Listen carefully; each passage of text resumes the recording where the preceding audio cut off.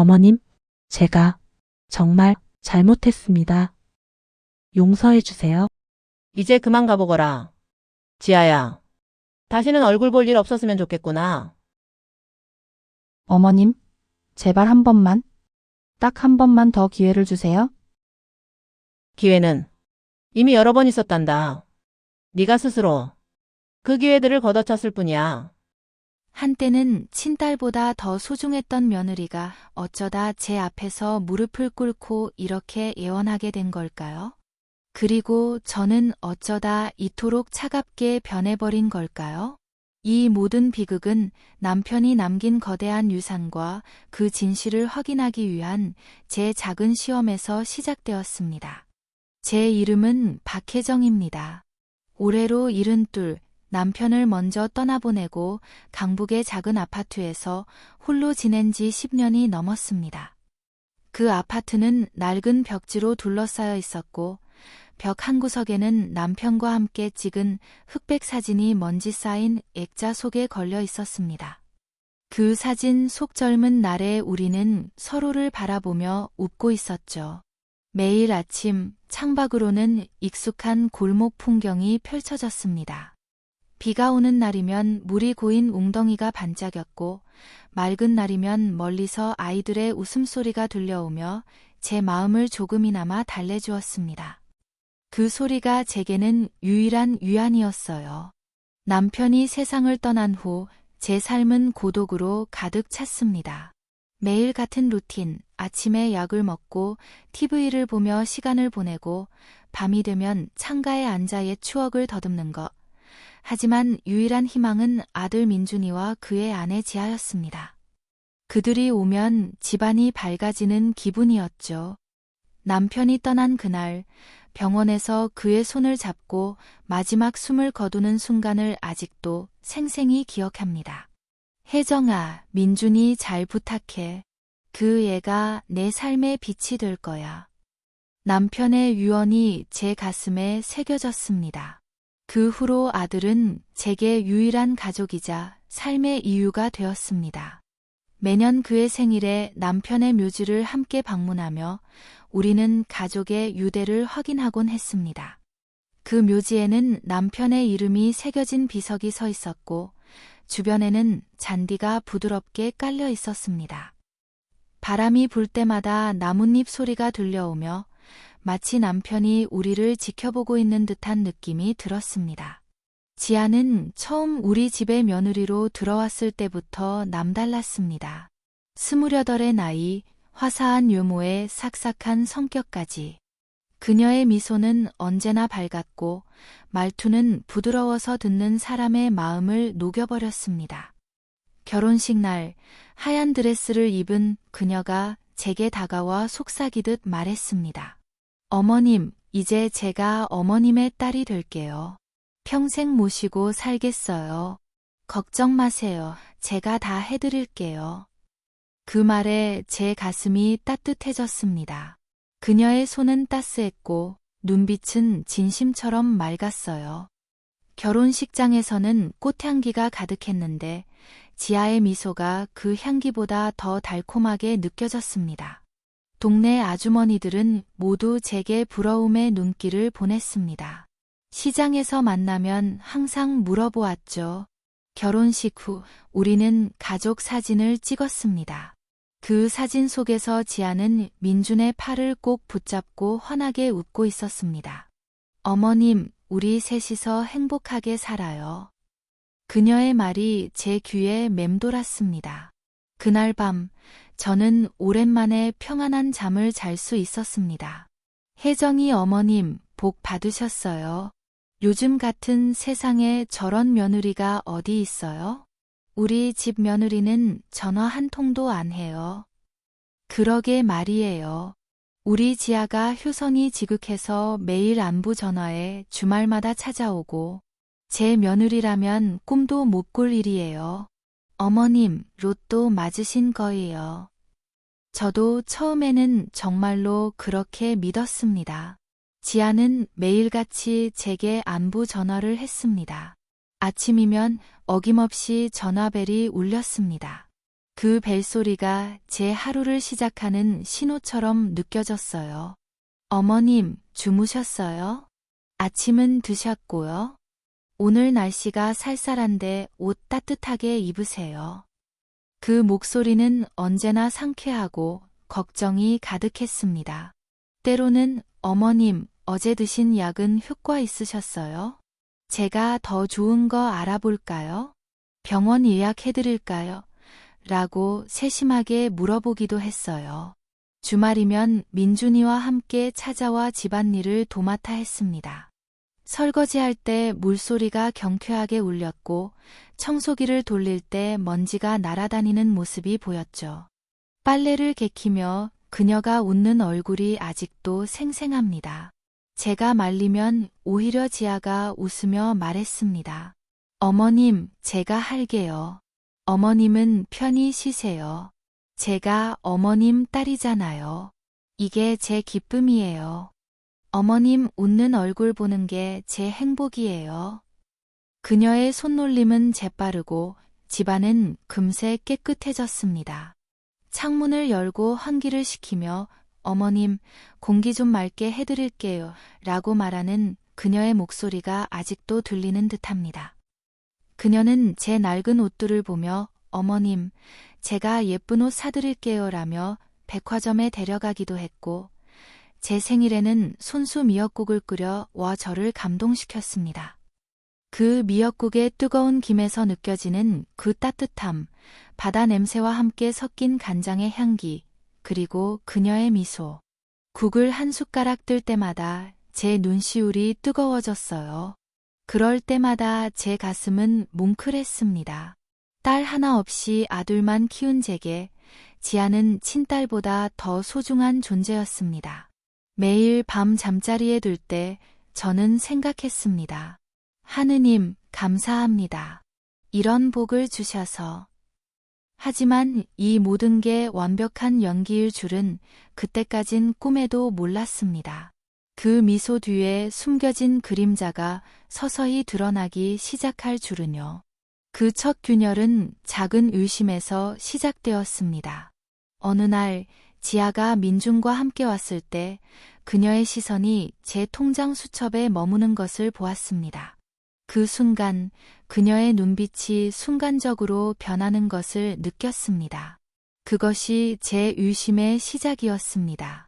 저는 지아의 행동을 유심히 살피기 시작했습니다. 그녀는 매일 정해진 시간에 약을 먹었고 일주일에 한 번씩 병원에 다녔습니다. 그리고 밤마다 민준이가 잠든 것을 확인하고 나서야 베란다에 나가 누군가와 길게 통화를 하곤 했습니다. 그 모습은 마치 덫을 놓은 사냥꾼이 때를 기다리는 모습과도 같았습니다. 저는 그녀의 통화 내용을 엿듣기 위해 밤늦게까지 잠들지 않고 제 방문에 귀를 기울였습니다. 제 심장은 불안하게 뛰었지만 아들을 지켜야 한다는 일념 하나로 버텼습니다. 어두운 방 안에서 문틈으로 새어나오는 희미한 빛을 보며 저는 숨을 죽였습니다. 바람 소리가 창문을 두드리는 밤, 그녀의 목소리가 낮게 들려왔습니다. 응, 괜찮아. 계획대로 진행되고 있어. 약효가 생각보다 조금 느리네. 용량을 늘려야 하나? 아니야. 그러면 티나 의사도 원인을 못 찾고 있으니 조금만 더 기다리면 돼. 그래, 곧 끝날 거야. 걱정하지 마. 아무도 모를 거야. 모든 게 완벽해. 그 돈으로 우리 새로 시작할 수 있어. 아무도 우리를 방해할 수 없는 곳으로 가서. 그 목소리에는 우울증 환자의 무기력함이라고는 찾아볼 수 없었습니다. 오히려 무언가를 기대하는 듯한 흥분과 목표를 향해 달려가는 자의 차가운 결의가 느껴졌습니다. 그 돈이라는 말에 저는 며칠 전 아들에게 건넸던 제 피 같은 돈이 떠올랐습니다. 그 돈이 어쩌면 제 아들의 목숨값을 재촉하는 데 쓰이고 있을지도 모른다는 끔찍한 상상이 제 머리를 스쳤습니다. 그날 밤 저는 잠을 이룰 수 없었습니다. 천장을 바라보며 아들의 어린 시절을 회상했습니다. 민준이가 처음으로 엄마라고 부르던 순간 학교에서 상을 받아오던 날, 그 모든 추억이 제 마음을 아프게 했습니다. 저는 지아가 버린 쓰레기통을 뒤지기 시작했습니다. 스스로가 비참하고 처량하게 느껴졌지만 멈출 수 없었습니다. 처음에는 양심의 가책을 느꼈지만 제 아들을 지켜야 한다는 생각이 더 컸습니다. 쓰레기통 속에는 화장품 포장지, 영수증, 그리고 이상한 약봉지들이 섞여 있었습니다. 손이 더러워지는 것도 개의치 않고 저는 하나하나 뒤졌습니다. 그리고 마침내 그녀의 화장대 쓰레기통 깊숙한 곳에서 다른 약봉지들과 함께 섞여 버려진 작은 갈색 유리병을 발견했습니다. 병원 약과는 다른 라벨이 깨끗하게 떼어진 작은 병이었습니다. 저는 그 병을 몰래 챙겨 손수건에 싸서 제 방 깊숙한 곳에 숨겼습니다. 심장이 미친 듯이 뛰었습니다. 이것이 판도라의 상자가 될지도 모른다는 두려움과 함께 어쩌면 진실의 열쇠가 될지도 모른다는 희미한 기대가 교차했습니다. 그 병을 쥔 손이 떨렸고 저는 그것을 서랍 속에 넣으며 기도했습니다. 제발 이게 아무것도 아니기를. 며칠 뒤 제 불길한 예감은 현실이 되었습니다. 민준이가 또다시 쓰러졌습니다. 아침 식사를 마치고 출근 준비를 하던 아들이 갑자기 비명을 지르며 바닥에 쓰러졌습니다. 증상은 이전보다 훨씬 심각했습니다. 온몸에 식은땀을 흘리며 경련을 일으켰고 숨조차 제대로 쉬지 못했습니다. 엄마, 숨이 안 쉬어져요. 그의 얼굴은 창백했고 눈동자는 초점이 없었습니다. 저는 황급히 그의 몸을 안고 민준아, 정신 차려 라고 외쳤습니다. 집안은 순식간에 혼란에 빠졌습니다. 지아는 놀란 척하며 달려왔지만 저적 눈빛에 이상한 빛이 스쳤습니다. 저는 119를 불렀고 병원으로 실려가는 아들의 손을 잡고 하염없이 울었습니다. 구급차 안에서 사이렌 소리가 제 귀를 파고들었습니다. 병원에서 의사는 심각한 표정으로 말했습니다. 이상합니다. 분명 나았는데 같은 증상이 재발했네요. 이건 단순한 스트레스성이 아닙니다. 혹시 집에서 환자분만 드시는 특별한 음식이 있습니까? 약이라든지 건강보조식품 같은 것들이요. 아니요, 특별한 건 없는데요. 저는 고개를 저었습니다. 하지만 그 순간 제 머릿속에 갈색 유리병이 떠올랐습니다. 설마. 제 마음은 불안으로 가득 찼습니다. 병원 복도에서 기다리는 동안 저는 벤치에 앉아 손을 모았습니다. 제발 민준이를 살려주세요. 저는 병원에서 돌아오자마자 갈색 유리병을 들고 밖으로 나갔습니다. 그리고 수소문 끝에 젊은 시절 시장에서 함께 장사했던 친구의 아들이 운영하는 작은 약국을 찾아갔습니다. 그 약국은 골목 안쪽에 위치해 있었고 오래된 간판이 바람에 삐거덕거렸습니다. 저는 약사에게 아들의 증상을 설명하고 유리병을 내밀며 눈물로 예언했습니다. 이것 좀 알아봐 줄 수 있겠니? 제발 내 아들 목숨이 달렸어. 약사는 처음에는 난처한 표정을 지었지만 제 절박한 모습에 인해 마음을 돌렸습니다. 어머니, 이건 정식 절차가 아니라서 하지만 제가 아는 연구소에 몰래 부탁은 해보겠습니다. 결과가 나오려면 며칠 걸릴 겁니다.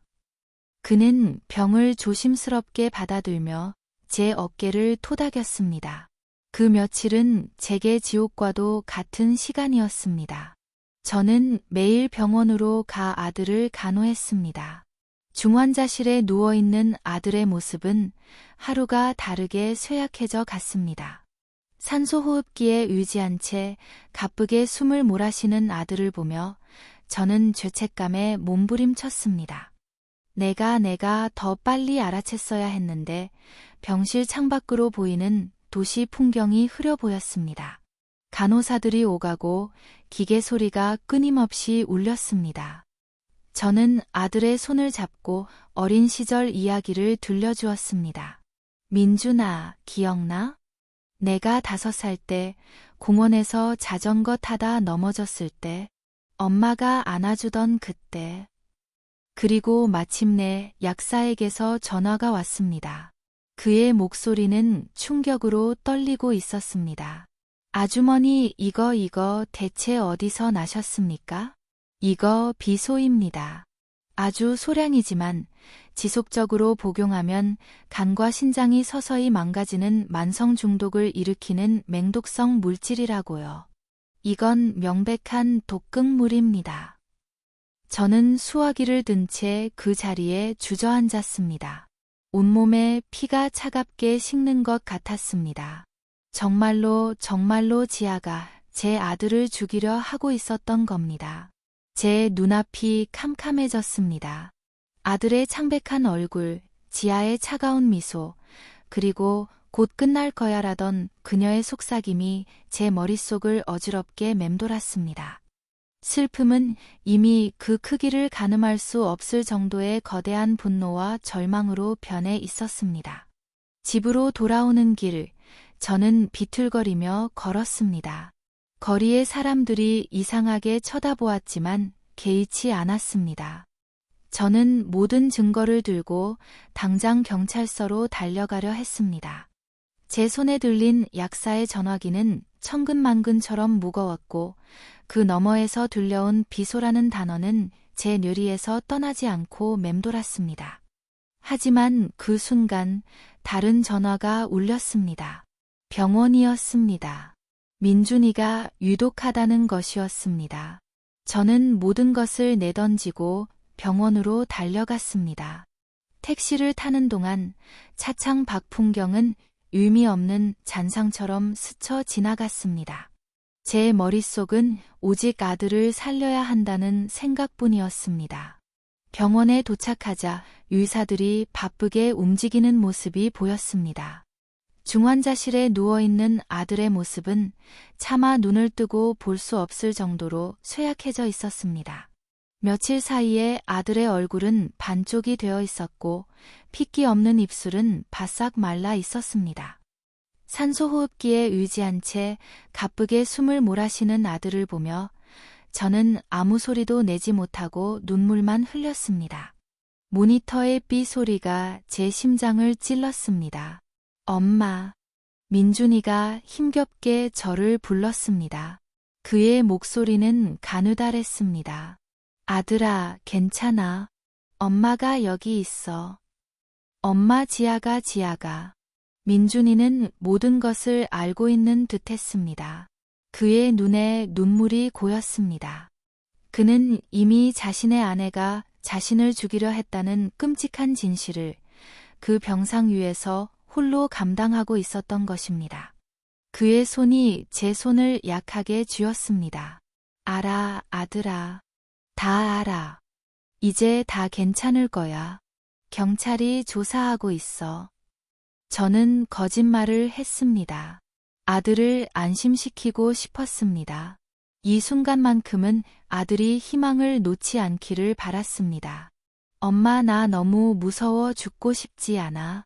괜찮아, 아들아. 괜찮을 거야. 엄마가 꼭 살려낼게. 저는 아들의 차가운 손을 잡고 몇 번이고 속삭였습니다. 하지만 그의 눈은 점점 흐려져 갔습니다. 하지만 아들의 상태는 급격히 악화되었습니다. 의사들은 더 이상 손 쓸 방법이 없다고 했습니다. 이미 독이 온몸에 퍼져 장기들이 기능을 멈추기 시작했다는 것이었습니다. 그리고 그날 밤 민준이는 제 손을 잡은 채 조용히 눈을 감았습니다. 제 세상이 무너져 내렸습니다. 아들의 심장이 멈추는 순간 제 심장도 함께 멈추는 것 같았습니다. 병실 안은 고요했습니다. 간호사가 조용히 들어와 시간을 확인했습니다. 저는 아들의 이름을 부르며 오열했지만 아들은 더 이상 대답하지 않았습니다. 장례식은 비가 내리는 날 치러졌습니다. 검은 우산 아래 친구들과 이웃들이 모여 아들을 애도했습니다. 제 가슴은 텅 비어 있었습니다. 장례식이 끝나고 저는 텅 빈 집으로 돌아왔습니다. 그리고 그 집에서 저는 며느리 지아와 마주했습니다. 그녀는 마치 승리자처럼 저를 차갑게 내려다보고 있었습니다. 그녀의 얼굴에는 슬픔의 그림자조차 없었습니다. 오히려 귀찮은 일이 끝났다는 듯한 후련한 표정이었습니다. 집안 공기가 무겁게 느껴졌습니다. 이제 그만 나가주세요, 어머님. 아니, 어머님이라고 부를 필요도 없겠네요. 민준이도 죽었는데 당신은 이제 이 집에 아무 쓸모도 없는 사람이에요. 저는 그 자리에 얼어붙었습니다. 슬픔과 분노가 뒤섞여 아무런 말도 할 수 없었습니다. 그녀는 제게 작은 돈 봉투를 던져주며 이 집에서 당장 나가라고 했습니다. 저는 제 옷가지 몇 개와 아들의 유품이 담긴 작은 상자만을 챙겨 그 집에서 쫓겨났습니다. 그리고 그 상자 안에는 아들이 마지막까지 가지고 있었던 액정이 깨진 낡은 휴대폰이 들어 있었습니다. 그것이 제 복수의 시작이 될 줄은 그때는 미처 알지 못했습니다. 집을 나서는 순간 문이 닫히는 소리가 제 등 뒤에서 울렸습니다. 저는 쫓겨나듯 그 집에서 나와야 했습니다. 지아는 제게 낡은 쇼핑백 하나를 건넸습니다. 그 안에는 달아빠진 제 옷가지 몇 개와 칫솔 같은 생필품이 전부였습니다. 그녀는 싸늘한 눈으로 저를 내려다보며 지갑에서 빤넷한 5만원권 몇 장을 꺼내 제 손에 쥐어주었습니다. 이걸로 당분간 지내세요. 이게 제가 어머님께 해드릴 수 있는 마지막 돌이에요. 다시는 연락하지 마세요. 이제 저도 제 인생을 살아야 하니까요. 저는 그 돈을 받지 않고 멍하니 서 있었습니다. 제 시선은 현관 한쪽에 쌓여있는 버려질 아들의 유품 상자로 향했습니다. 아들의 체온이 묻어있는 스웨터, 그가 즐겨 읽던 낡은 책들, 그리고 대학 시절 내내 메고 다녔던 낡은 가방. 지아는 제 시선을 따라가더니 귀찮다는 듯이 말했습니다. 아, 저건요? 그냥 이삿짐 센터 부를 때 한꺼번에 버려달라고 할 거예요. 자리만 차지하잖아요. 다 낡고 쓸모없는 것들인데. 그 순간 제 안에서 무언가 툭 하고 끊어지는 소리가 났습니다. 저는 제 평생 처음으로 며느리의 눈을 똑바로 쳐다보며 말했습니다. 제 목소리는 놀랍도록 단호하게 흘러나왔습니다. 저건 내 아들 물건이다. 저 상자는 내가 가져가마. 지아는 잠시 당황한 듯했지만 이내 어깨를 으쓱하며 비웃었습니다. 그러시든가요. 그런 고물단지 가져가서 뭐 하시게요? 옥탑방이라도 얻으시게요? 저는 더 이상 대꾸하지 않았습니다. 아들의 앨범과 그가 마지막까지 가지고 있었던 깨진 휴대폰이 들어있는 작은 상자를 끌어안았습니다. 상자의 묵직한 무게가 제 아들의 삶의 무게처럼 느껴졌습니다. 저는 그 상자 하나만을 들고 남편과 함께 평생을 일궈온 그리고 아들을 키워낸 그 집을 나섰습니다. 현관문이 닫히는 차가운 금속성 소리가 제 인생의 한 막이 끝났음을 알리는 신호탄처럼 들렸습니다. 밖으로 나오자 차가운 바람이 제 얼굴을 스쳤습니다. 밤거리는 차갑고 낯설었습니다. 갈 곳이 없어진 저는 정처 없이 거리를 헤맸습니다. 화려한 강남의 불빛들이 오히려 제 처지를 더욱 비참하게 만들었습니다. 한참을 걷다 저는 허름한 골목 안쪽에 자리한 낡은 여관을 발견했습니다. 희망장. 아이러니한 이름이었습니다. 저는 그곳에서 가장 싼 방을 얻었습니다. 여관 주인은 피곤한 얼굴로 열쇠를 건네주었습니다. 방문은 페인트가 벗겨져 있었고 문을 열자 키키한 곰팡이 냄새가 코를 찔렀습니다. 창문도 없는 작은 방, 낡은 침대 하나와 작은 탁자가 전부였습니다. 차가운 방에 홀로 앉아 있자니 아들을 잃은 슬픔과 집에서 쫓겨난 서러움이 한꺼번에 파도처럼 밀려왔습니다. 저는 아들의 유품 상자를 끌어안고 소리 죽여 울었습니다. 한참을 울다 지쳐 저는 상자 안에 앨범을 펼쳐보았습니다. 앨범의 첫 페이지에는 아들의 출생 사진이 있었습니다. 병원에서 갓 태어난 민준이 작은 주먹을 쥐고 울던 그 모습, 갓난아기 때의 모습, 유치원 재롱잔치에서 율동을 하던 모습, 초등학교 입학식 날 긴장한 얼굴로 제 손을 꼭 잡고 있던 모습, 대학 졸업식 날 학사모를 쓰고 환하게 웃으며 저를 껴안아주던 아들의 모습이 파노라마처럼 스쳐 지나갔습니다. 각 사진마다 제 손글씨로 적힌 메모가 있었습니다. 민준이 첫걸음마 1살 2개월. 엄마, 이제 내가 엄마 지켜줄게.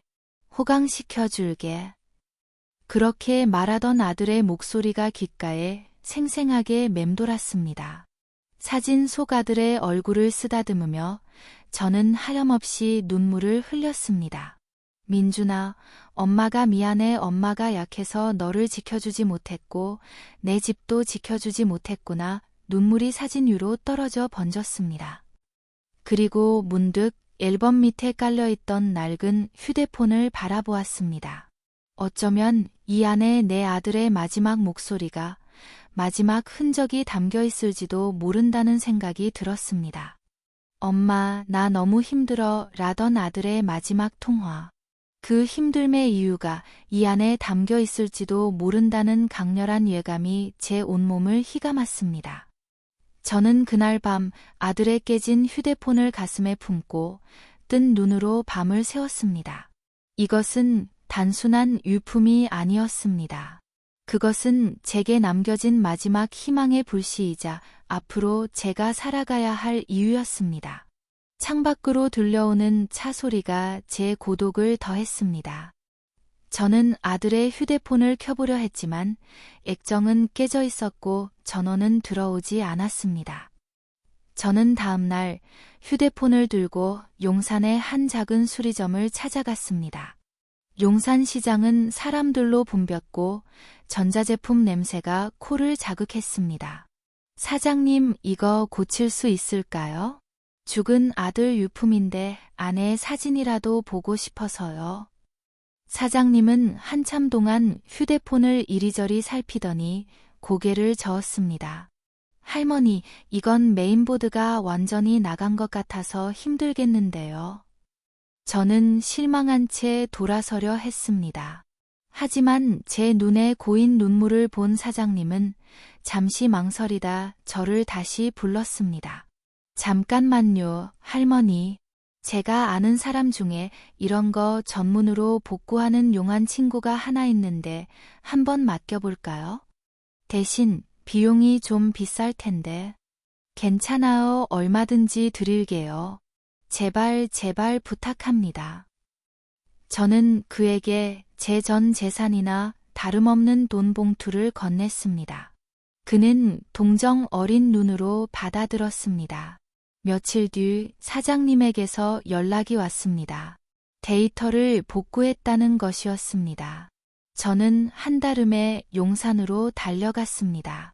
사장님은 제게 작은 USB 하나를 건넸습니다. 할머니, 안에 있는 파일들 전부 옮겨놨어요. 사진, 동영상, 녹음 파일까지.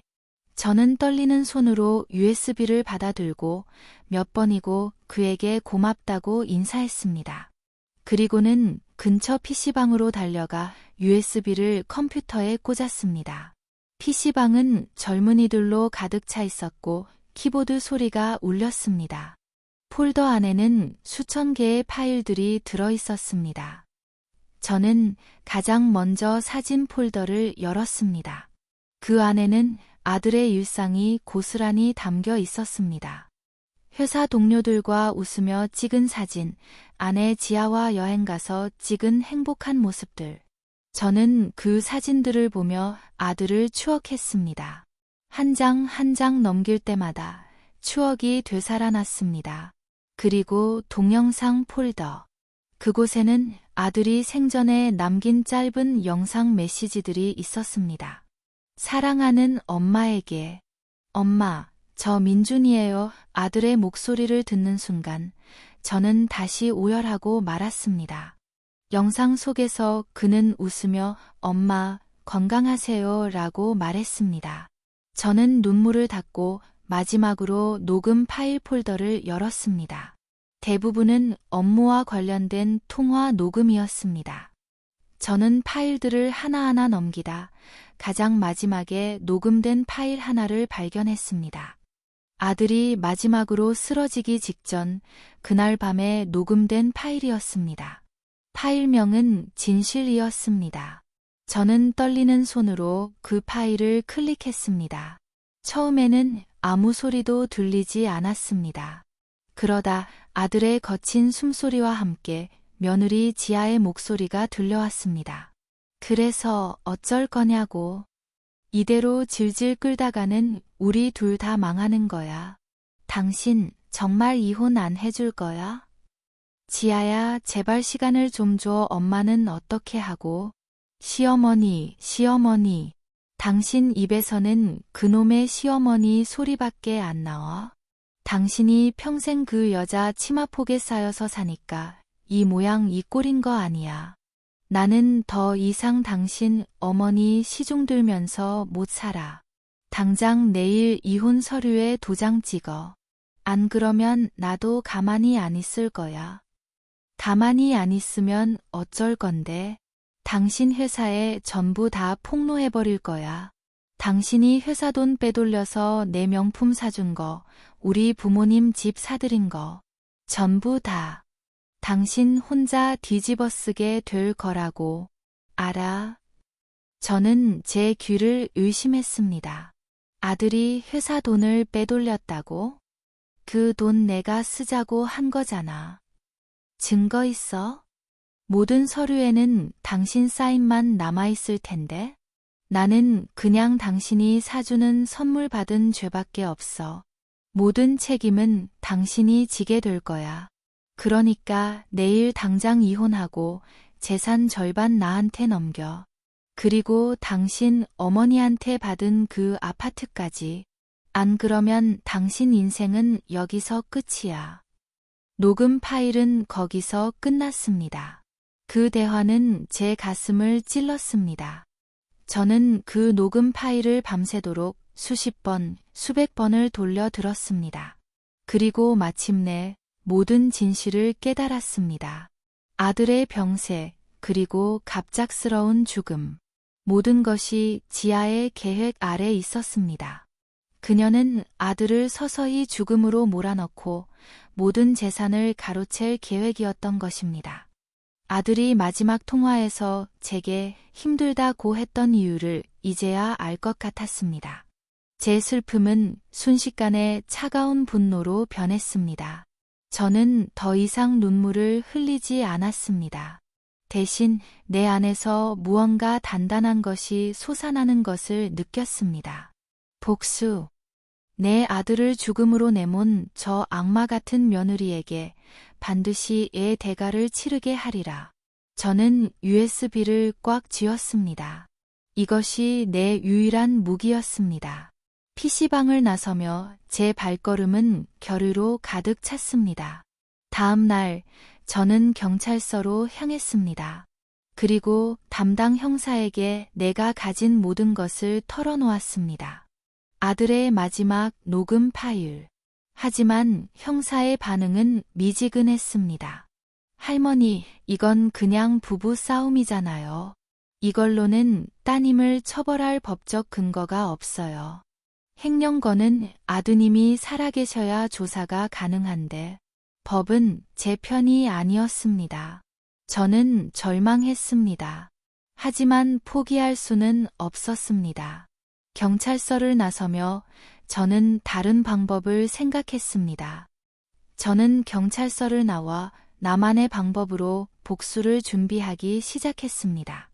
녹음 파일에서 지아가 언급했던 그 돈의 행방을 추적하기 시작했습니다.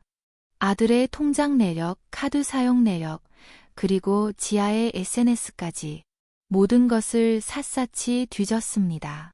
도서관 컴퓨터를 이용해 밤늦게까지 검색했습니다. 그리고 마침내 단서를 찾아냈습니다. 지아가 최근에 거액의 돈을 한 남자에게 송금한 내역을 발견한 것입니다. 그 남자의 이름은 낯설지 않았습니다. 지아의 옛 연인이었습니다. SNS 사진에서 그들의 친밀한 모습을 확인했습니다. 모든 증거를 손에 넣은 저는 마지막으로 지아를 만났습니다.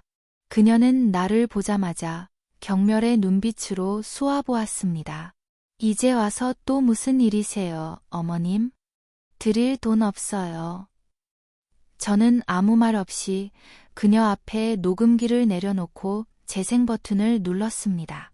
아들과 그녀가 마지막으로 나누었던 대화가 흘러나왔습니다. 지아의 얼굴이 순식간에 굳어졌습니다. 이걸 어떻게? 이것뿐만이 아니란다. 지아가 옛 연인에게 돈을 보낸 내역과 두 사람이 함께 찍은 사진들을 테이블 위에 쏟아부었습니다. 지아는 그 자리에 주저앉았습니다. 내일 아침 9시까지 경찰서에 가서 자수해라. 내 아들에게 무슨 짓을 했는지 내 입으로 직접 고백하라고. 그렇지 않으면 이 모든 증거들이 세상에 공개될 것이다. 그녀는 고개를 숙였습니다. 다음 날 며느리 지아는 경찰에 자수했습니다. 그녀의 모든 범행이 언론을 통해 세상에 알려졌고 그녀는 법의 엄중한 심판을 받게 되었습니다.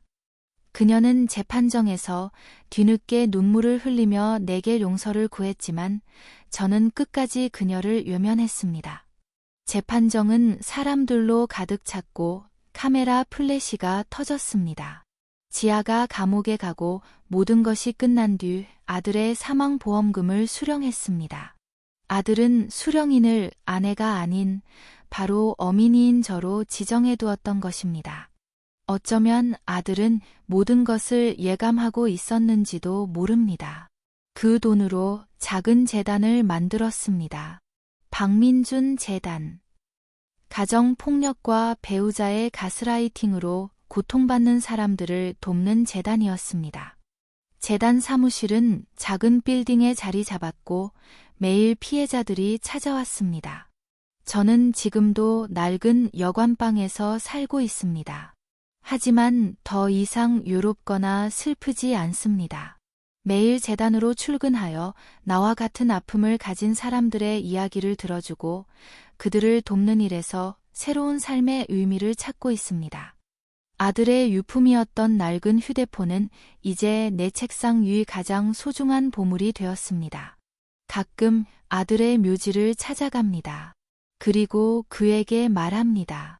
민준아, 이제 편히 쉬렴. 엄마가 다 해결했단다. 내 이름으로 좋은 일도 많이 할게. 하늘에서 지켜봐줘. 그러면 어디선가 불어오는 바람이 마치 아들의 대답처럼 제 뺨을 부드럽게 스치고 지나갑니다. 제 삶은 여전히 진행 중입니다. 슬픔은 완전히 사라지지 않았지만 그 슬픔을 끌어안고 앞으로 나아가는 법을 배웠습니다.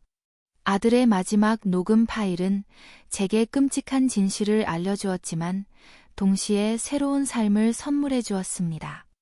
저는 이제 아들의 이름으로 세상의 모든 피해자들을 위해 살아갈 것입니다. 그것이 아들을 영원히 기억하는 방법이니까요. 매일 아침 재단에서 사람들을 만나며 저는 생각합니다. 민준아, 내 덕분에 엄마는 강해졌어.